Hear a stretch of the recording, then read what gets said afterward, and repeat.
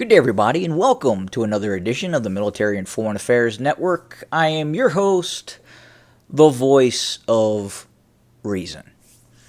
Today, we are continuing our ongoing coverage of the war between the Russian Federation and Ukraine. And today, I wanted to add an additional element into our discussion so we can compare and contrast prior historical events to what's happening now. We can see how the world reacts to certain events. So today I watched the ambassador to the United Nations get up on the podium and discuss what was happening, discuss the war. It tended to be very much focused on the perception of Russian aggression. And I found it interesting that she explained that the territorial integrity of a nation state had to be honored at any cost. In the modern era, there was no room for a nation state to have to worry about its territorial integrity, because then everyone, all nations, then have to worry about territorial integrity. So today, the head of the Serbian military, the chief of the General Staff of the Serbian Armed Forces, addresses the nation today at 4 p.m. regarding the situation in Kosovo. I can remember many years ago when the United States intervened on the behalf of Albanians living in Kosovo to then annex this area, Kosovo, from which was rightfully Serbia, and then declare it a fully independent nation state. Serbia has valid claims on Kosovo. Only through migration did Albanians trickle into Kosovo and reproduce like jackrabbits, thus creating the situation we are in now. But Kosovo had been inherently part of Serbia. The North Atlantic Treaty Organization found upon itself to then launch a military operation to pull this away from Serbia and hand it over to the Albanians. And we could still very well see Kosovo become another province of Albania in the distant future. This is a very worrisome situation that is happening inside of Kosovo right now. Now we go back over to Ukraine. And you had a situation that obviously is a bit different than what was happening in Kosovo. But nonetheless, you had a group of people in the eastern part of Ukraine that felt that there had been a Western-induced revolution that overthrew, there was no election, the previous president in Ukraine. These people in the east, Donetsk, Luhansk, and other areas, then rebelled against what they felt was an unlawful government.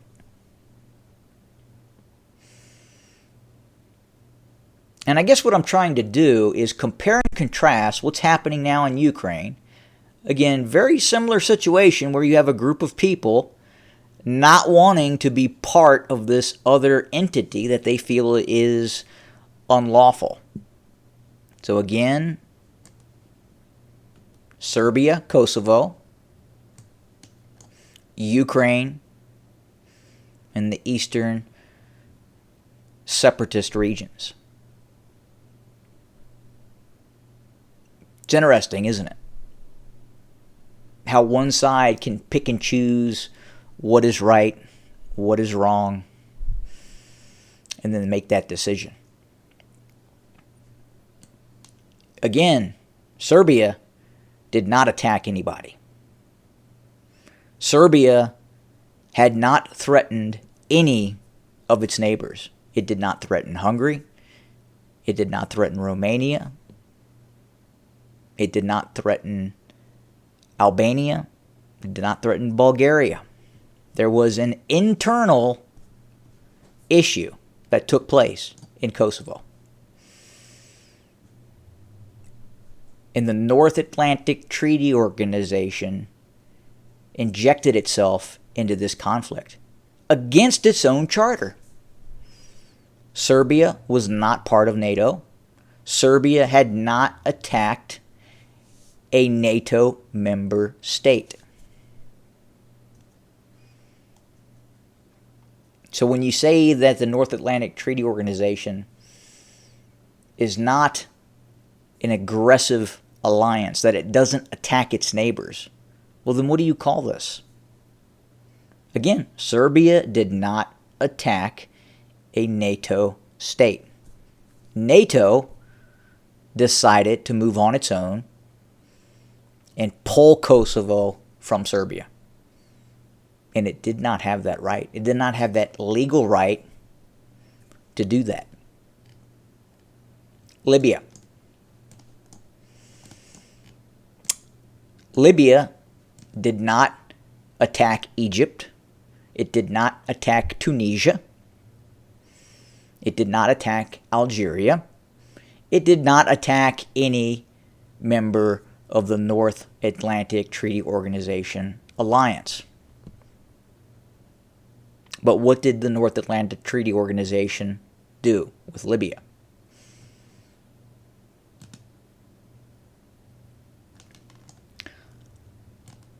So, again, I'm not even going to get into Iraq at this point. It wouldn't be worth it, and obviously I think everyone knows how that started, how that eventually ended. But again, as we watch historical events, as we look what's happening in Ukraine, does Russia have grievances as it sees NATO push east? So again, when NATO says it has never launched aggressive actions on its own, it's purely a defensive alliance.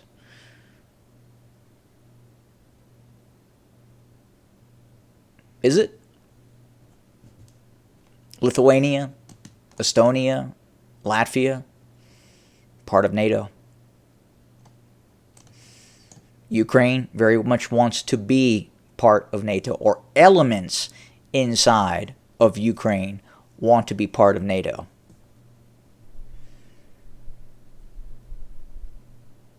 And if you make that decision not to be part of the North Atlantic Treaty Organization, what happens? Well, here we are, facing down the abyss of possible World War III. And think about the name NATO, the North Atlantic Treaty Organization. When you create an alliance and you name that an alliance, there's a reason why you call it what it is. So has NATO, has the North Atlantic Treaty Organization expanded well past what it's called? Should the world call, should NATO call itself something different?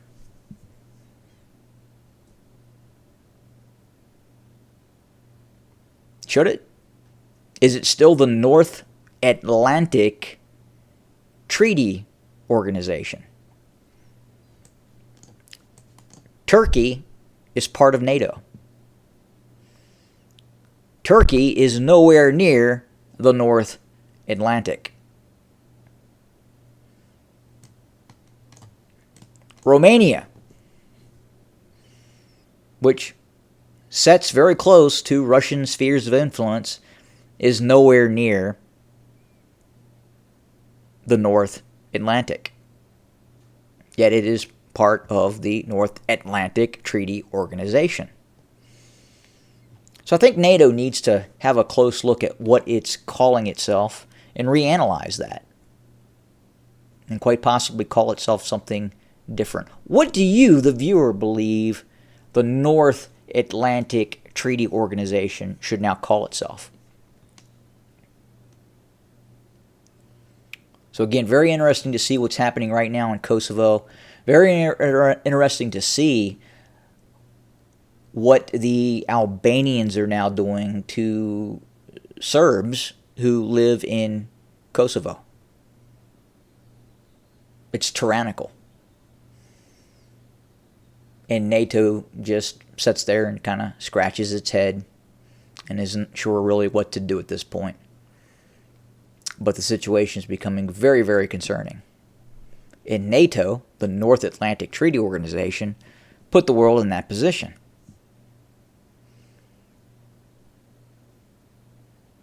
It did not have legal standing to do what it did in Kosovo. Yet here we are.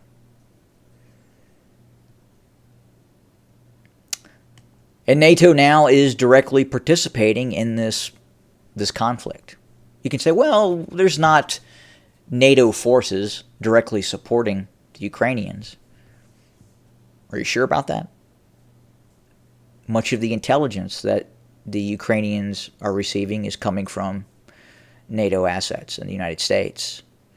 Much of its weaponry is coming from NATO states. There are training facilities, training camps in Poland, in NATO states, that are training Ukrainian forces and then sending them right back across the border. You could essentially say that NATO has set up safe areas using its Article 5 threat, that an attack on one NATO state is an attack on all, but has Poland put itself in a position where Russia may not have a choice.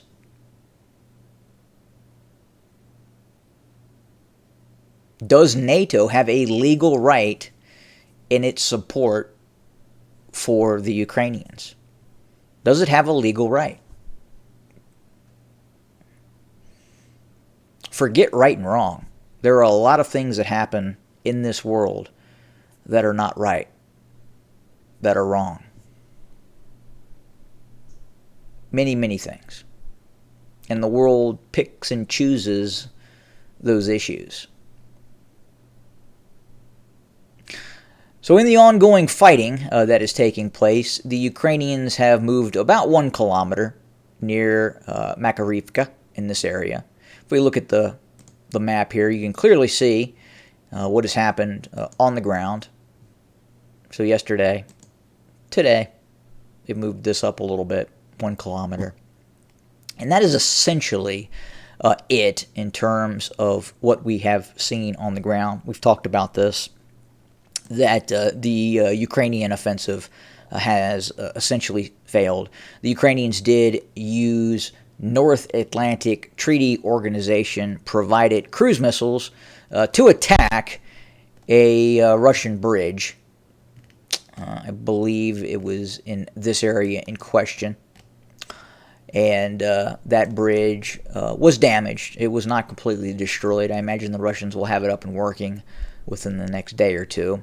But nonetheless, Storm Shadow cruise missiles designed and produced by the North Atlantic Treaty Organization, used by various North Atlantic Treaty Organization states, were used in this attack against this Russian bridge. in the Crimean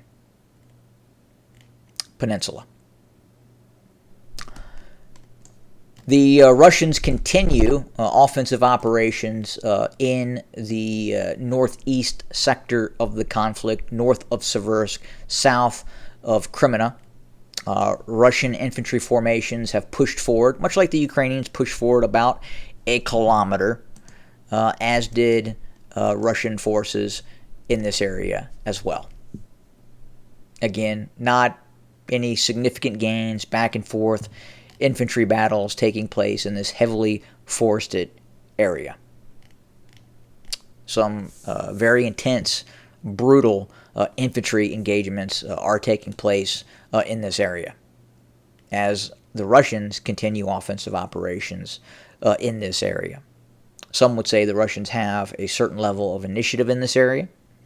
Now, we have not seen a breakthrough by Russian forces in this area. There again continues to be a very large buildup of Russian forces in this area.